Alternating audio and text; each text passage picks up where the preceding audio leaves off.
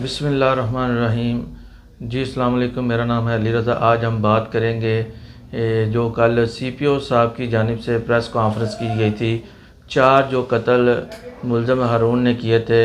आज हम जानते हैं, मेरे साथ रफ़ीक मुग़ल सहाफ़ी हैं, सीनियर, वो मेरे साथ मौजूद हैं, उनसे जानते हैं। अच्छा सर, बताइएगा कैसे आप देखते हैं कि मुल्ज़म ने 4 कत्ल किए और पुलिस ने आला कारकर्दगी का मुजाहरा करते हुए उसको गिरफ़्तार किया? देखें जी, बहुत शुक्रिया अली रज़ा भाई। कोई भी पुलिस कमांडर ऑफिसर जब किसी भी इलाके में तैनात होता है तो उसके लिए ये जो बड़े बड़े केसेस होते हैं, ये चैलेंजेस होते हैं, ये उनकी सलाहियतें जांचने के लिए बड़े अहम केसेस होते हैं। तो सीपीओ साहब की तैनाती अभी गुजरांवाला में हाल ही में हुई है। तो इसमें जो वाक़या हुआ था चंद रोज़ पहले, जिसमें माँ को और 2 बच्चों को कत्ल किया गया था, और कत्ल किया गया था सिर्फ सोने की चंद बालियों की लालच के लिए। और फिर ये अंधा कत्ल था। जो कातिल था वो एफआईआर करवाने साथ खुद थाने गया है और पुलिस के साथ उस दिन का पेश था, पुलिस के साथ हर जगह पे। पुलिस इवन के जब सीसीटीवी कैमरास को चेक कर रही थी उस वक़्त भी पुलिस के वो साथ काम कर रहा था। तो जब उसने देखा कि पुलिस अब करीब पहुंच रही है तो फिर उसने राह फरार इख्तियार की, वो भाग गया। और ये अंधे कत्ल थे, तीनों अंधे कत्ल थे। वो भागा, वो भाग के किला दीदार सिंह गया। बताया गया सीपीओ साहब ने जब प्रेस कॉन्फ्रेंस की कि वहाँ गया है, उसने वहाँ पे मोबाइल अपना चेंज किया है, हुलिया चेंज किया है, फिर लाहौर गया है, वहाँ पे उसने लोकेशन अपनी चेंज की। इस तरह करके वो लाहौर से बजरिया ट्रेन कराची जा रहा था। तो ऐसे में पुलिस जो है वो भी एक्टिव हो चुकी थी। तमाम रिसोर्सेज जो है वो बुरुए कार ला रहे थे पुलिस गुजरांवाला की जो थी। सीसीटीवी से उन्हें कंफर्म हो गया कि ये ही कातिल हैं। फिर सीपीओ साहब ने खुद भी बताया कि उन्होंने हमारी इंटेलिजेंस एजेंसी से मदद ली, क्योंकि लोकेटर जो हैं, पुलिस के पास लोकेटर नहीं है किसी भी शख्स की लाइव लोकेशन को चेक करने के लिए।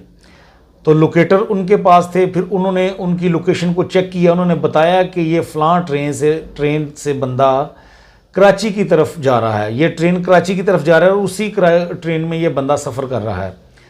फिर उन्होंने क्या किया, रेलवे पुलिस को इन्होंने ऑन बोर्ड लिया और इस ऑपरेशन में उनकी टीम को शामिल किया। रेलवे को आगाह किया कि फ़लाँ ट्रेन में ये शख्स है, उसका आईडी कार्ड उन्होंने व्हाट्सअप किया कि इस बंदे ने 3 मर्डर किए हैं, इसको गिरफ़्तार करना है। और फिर वहाँ पे ट्रेन के अंदर 2 पुलिस कांस्टेबल थे, उनको ये पुलिस एहलकार थे, उनको ये आईडी कार्ड रेलवे पुलिस ने दिए और उन्होंने फौरी तौर पर वहाँ पे चेकिंग शुरू की। इसी दौरान वो उस बंदे तक पहुँचे और उन्होंने उसको गिरफ़्तार कर लिया। और उस बंदे ने मुज़ाहमत भी की, लेकिन इसके बावजूद उन्होंने गिरफ़्तार किया और सखर रोडी स्टेशन के ऊपर जाके उसे उतार लिया पुलिस ने। और गुजरांवाला की पुलिस मुसलसल राब्ते में थी, ये भी वहाँ पे पहुँच गई, इन्होंने उन्हें गिरफ़्तार किया। जब तफ्तीश की तो फिर इस दौरान उसने होशरुबा इंकशाफात किए हैं कि उसने सोने की चंद बालियों की लालच में आकर उस खातून को कत्ल किया, उसके 8 माह की बच्ची को गला दबा के नहर में उसको फेंक दिया, और एक 4 साल का बच्चा था उसको ज़िबा किया। इतनी बेदर्दी से कत्ल किया था इस दरिंदा सिफ्त शख्स ने। तो इसी दौरान फिर उसने इंकशाफ किया कि इससे चंद माह पहले भी उसने लद्देवाला वड़ैच का इलाका है, वहाँ से एक 12 साल बच्चा रूसी लहंगा लेकर जा रहा था, उससे उसने लहंगा छीना और फिर अपनी उस वारदात को छुपाने के लिए उस 12 साल मासूम की भी इसने जान ली। तो इस तरह 4 अंधे कत्लों का ये बड़ा सीरियल किलर था, ये मतलूब था, अंधा कत्ल था। बड़ी इन्वेस्टिगेशन की तो फिर जाके पता चला कि ये मुल्ज़म है हारून। इसको गिरफ़्तार किया और फिर रात को इसको जो है वो इसकी हेल्प किसने की, इसने औजार कहाँ से लिए, इसने छुरियाँ कहाँ से ली, इसके लिए पुलिस जो है वो इसको लेके जा रही थी। फिर बताया पुलिस ने कि रास्ते में इनके साथियों ने जो है वो हमला किया, फायरिंग किया, अपने साथियों की फायरिंग से ये जाँ बहक हो गया। अच्छा, ये तो स्टोरी सुनते आ रहे हैं ना हम, कोई भी इस तरह का अगर पुलिस मुकाबला हो तो यही होता है, साथी है उन्होंने फायरिंग की और मार दिया। मैं समझता हूँ कि ये इकदाम ठीक है। खुद मार दिया पुलिस ने मुबैना तौर पर या साथियों ने मार दिया, बात तो एक ही है।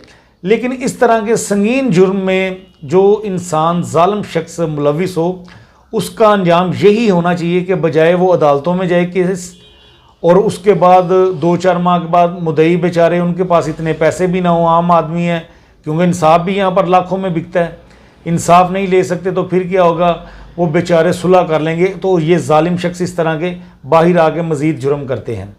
तो ये अच्छा फ़ैसला और दीन इस्लाम की रूह से भी अच्छा है कि कोई शख्स किसी को ना हक कत्ल करे तो उसका बदला उसे कत्ल करना है। तो ये मैं समझता हूँ जब इसके ऊपर इसने इतराफ़ जुर्म कर लिया कि 4 लोगों को बेदर्दी से इसने कत्ल किया है, मारा है इसने, तो इसकी सज़ा यही थी इस दरिंदे की कि इसको जहन्नम वासल किया जाए। और ज़बरदस्त काम किया है CPO साहब ने कि इन लोगों को, ऐसे लोगों को मारने से मुआशरे में जो दीगर लोग हैं जो नासूर बन चुके हुए हैं उनके लिए ये एक इबरत का निशान है और वो भी जुर्म करने से पहले 1000 बार सोचेंगे। अच्छा रफीक साहब, ये बताइएगा कि जब से ये नए जो CPO साहब हैं गयास गुल साहब तैनात हुए हैं गुजरांवाला में, जो पुलिस के अंदर भी जो जराइम पेशा अफराद हैं उनके खिलाफ भी कार्रवाइयाँ की जा रही हैं, इस हवाले से क्या कहें? देखिए ये उन्होंने साबित किया है कि वो बिला इम्तियाज़ कार्रवाई कर रहे हैं। अभी हाल ही में उन्होंने 29 पुलिस अफसरान और अहलकार इसमें शामिल थे जिनको नौकरी से फारिग कर दिया है।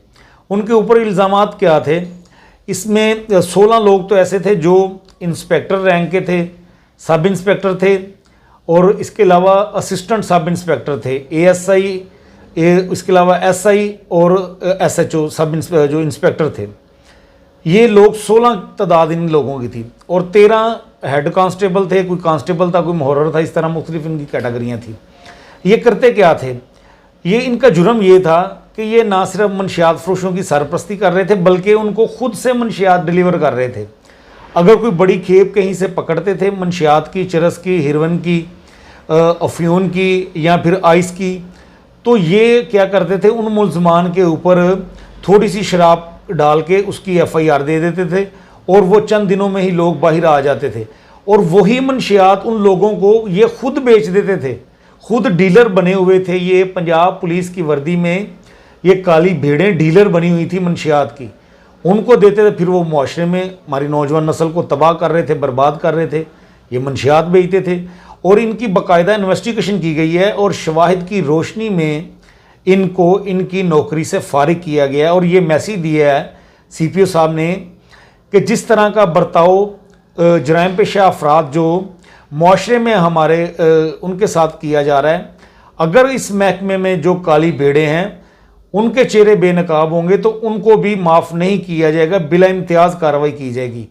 तो ये ज़बरदस्त है। लेकिन यहाँ पर एक रियायत तो दी गई है कि जैसे हम देख रहे हैं कि मंशियात फरोशों को रोज़ाना किसी ना किसी को कोई ज़ख्मी हो रहा है, कोई खंबे के साथ टकरा के ज़ख्मी हो रहा है, कोई डिवाइडर लाइन के साथ ज़ख्मी हो रहा है। इनमें से 29 लोगों में से कोई भी ज़ख्मी नहीं हुआ। अगर इनमें से भी किसी की टांग टूटती, कोई खंबे से टकरा के ज़ख्मी होता या डिवाइडर लाइन से, तो मेरा ख्याल है वो इससे भी ज़्यादा अच्छा मैसेज जाना था। लेकिन चलें, कम अज़ कम ये काम तो हुआ है ना। जी बहुत शुक्रिया रफ़ीक मुग़ल साहब, आप हमारे साथ थे। तो अब हमें इजाज़त दें, अल्लाह हाफ़िज़।